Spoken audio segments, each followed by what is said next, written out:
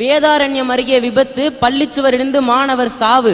ராஜபாளையம் பள்ளிச்சுவரிலிருந்து 4 மாணவர் பலி, 7 பேர் படுகாயம்.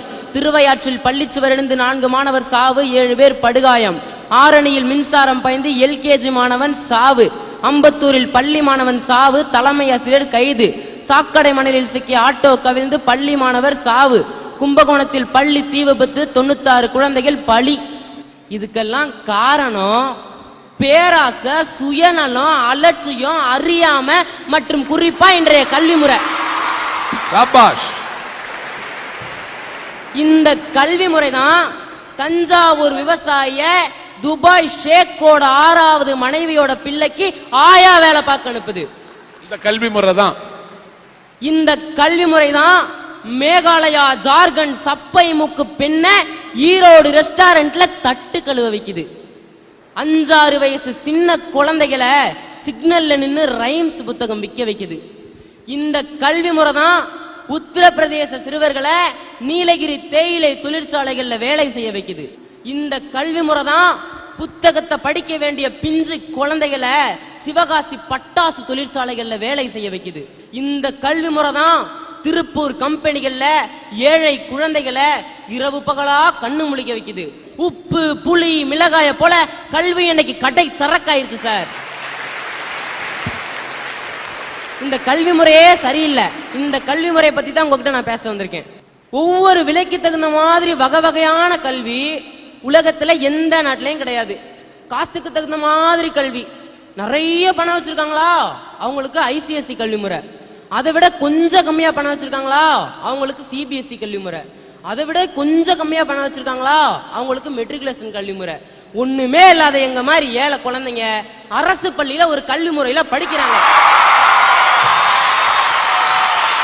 இதுதான் சார் இன்றைய கல்வி முறை. தேவையில்லாத விஷயங்களை வெளிநாடுகள்ல இருந்து காப்பி அடிச்சு அவங்க மாதிரி ட்ரெஸ் போடுறோம், அவங்க மாதிரி பீஸா பர்கர் சாப்பிடுறோம், அவங்க மாதிரி டிஸ்கோத்தே போறோம்,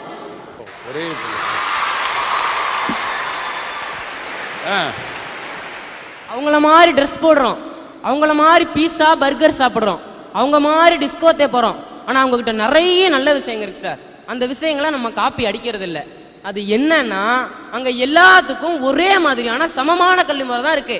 மந்திரிகளோட குழந்தைகளா இருந்தாலும் சரி, பெரிய பணக்கார வீட்டு குழந்தைகளா இருந்தாலும் சரி, ஆடு மாடு மேய்க்கிறவங்களோட குழந்தைகளா இருந்தாலும் சரி, ஒரே கல்வி முறையில ஒரே ஸ்கூல்ல ஒன்னா உட்காந்து படிக்கிறாங்க. ஆனா நம்ம நாட்டுல மந்திரிகளோட குழந்தைகளும் பெரிய பணக்கார வீட்டு குழந்தைகளும் எங்க படிக்கிறாங்க? சாதாரண கூலி தொழிலாளி குழந்தைகளும் ஆடு மாடு மேய்க்கிறவங்களோட குழந்தைகளும் எங்க படிக்கிறாங்க? நீங்களே சொல்லுங்க சார்.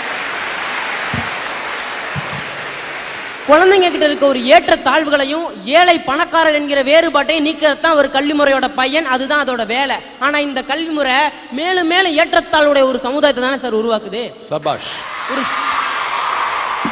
ஒரு ஸ்கூல்ல ஒரு குழந்தைய சேர்க்கிறதுக்கு திறமை அளவுகோலா வச்சா அதுவே தவறு. ஆனா இன்னைக்கு நிறைய பள்ளிங்கள்ல வசதி தான் சார் அளவுகோலா இருக்கு. 1 2 3 ரெயின் ரெயின் கோவே இது எல்லாத்தையும் காசு கொடுத்தா நம்ம வாங்குறோம். இதுக்கு பேர் கல்வியா சார்? வியாபாரம்.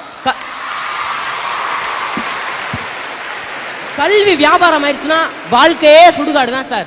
லட்சக்கணக்கில் பணம் செலவழிச்சு கோடி கணக்கில் சொத்தை வாங்கி குவிக்கிறதுக்காக குழந்தைங்களுக்கு கல்வியை கொடுக்குறீங்க. அவ்வளோ செலவழிச்சு படிக்கிறதுனால தான் அவன் படிச்சு முடிச்சோன லஞ்சம், ஊழல், வரதட்சணை இதெல்லாம் செய்யறாங்க. வேறு ஃபுல்லா விஷத்தை ஏத்திடுறீங்க. அப்ப பழம் மட்டும் இனிக்குமா?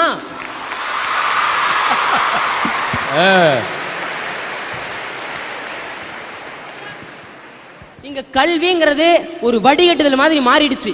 கல்வி முறையோட ஒவ்வொரு கட்டத்திலையும் நிறைய மாணவர்கள் தகுதி இல்லாதவங்க அப்படின்னு முத்திரை குத்தி வெளியே தள்ளிடுறாங்க.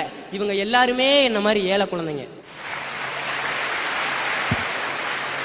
வெளிநாடு போகிறதுக்கும் பன்னாட்டு நிறுவனங்கள்ல வேலை பார்க்கறதுக்கும் விரும்புற வெறும் 3% பேருக்காக தான் சார் இன்றைய கல்வி முறையே தயாரிக்கப்படுது. மழைக்காக கூட எங்க அப்பா அம்மா அவங்க பள்ளிக்கூடம் பக்கமே ஒதுங்கினது கிடையாது. நாங்க எப்படி சார் இந்த பேராசை கூட்டத்தோட போட்டு போட முடியும்? சார் உங்ககிட்ட களிமண்ணையும் என்கிட்ட மணலையும் கொடுத்துட்றாங்க. 2 பேரையும் ஒரு கரடி பொம்மை செய்ய சொல்றாங்க. நீங்க எப்படி செஞ்சாலும் ஒரு கரடி பொம்மை செஞ்சிடலாம். ஆனா நான் என்ன செஞ்சாலும் ஒரு கரடி பொம்மை செய்யவே முடியாது. நானும் 12வது முடிச்சுட்டு பெரிய எம்பிபிஎஸ் காலேஜ்ல போய் சேர்றேன். அரசு பள்ளி மாணவர்களால எம்பிபிஎஸ் காலேஜ்ல சேரவே முடியாது. இருந்தாலும் ஒரு பேச்சுக்கு சொல்றேன். நானும் சேர்றேன். எல்கேஜில இருந்து +2 வரை பெரிய கான்வென்ட்ல இங்கிலீஷ் மீடியத்துல படிச்சவனும் எம்பிபிஎஸ்ல வந்து சேர்றான். அங்க எல்லா பாடமும் ஆங்கிலத்திலேயே இருக்கிறதுனால அவன் ஈஸியா படிச்சுக்கிறான்.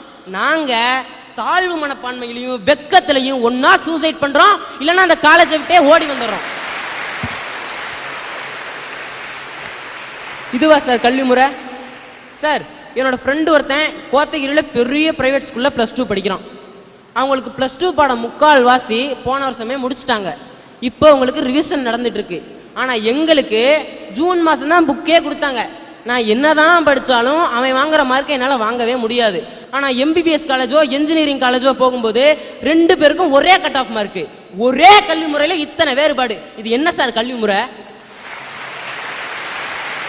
அரசு என்ன பண்ணணும்னா +1க்கும் பப்ளிக் எக்ஸாம் வை, +2க்கும் பப்ளிக் எக்ஸாம் வை, 2 மார்க்கையும் டிவைட் பண்ணி ஒரே கட் ஆஃப் மார்க்கா வெளியிட சொல்லுங்க.